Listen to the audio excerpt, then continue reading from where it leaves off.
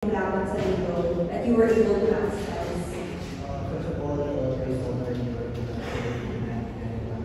just to inspire today's championship. We all know it's a grinding possession by possession, and we just don't want to pick every single game. So thank God even had to inspire some family was very important in this.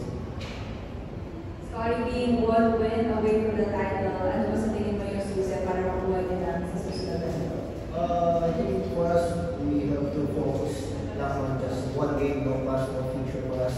Just focus on game. Close series is the most hardest game.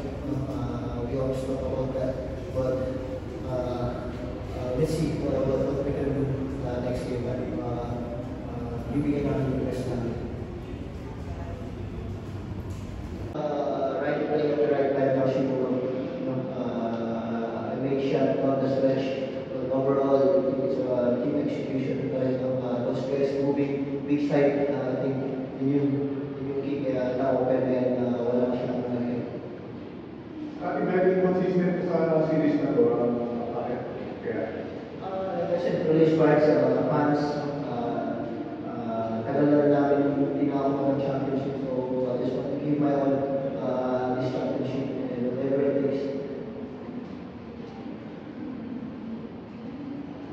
Inches. Kaya? Praying for them. Yung UFC has been, ano yung naging reaction nyo sa grupo nyo ng mga locals and Siyempre, nalungkot at the same time lahat ng locals na everyone should step up. So I think last game marami na step up and also not just offense, I think overall yung defense namin step up. Yun yung series. pero parang kung hindi bang yung moral nyo yung mga power, stay focused na kayo. Yung moral syempre, bumaba sandali, but we stay positive. Kasi final sandali,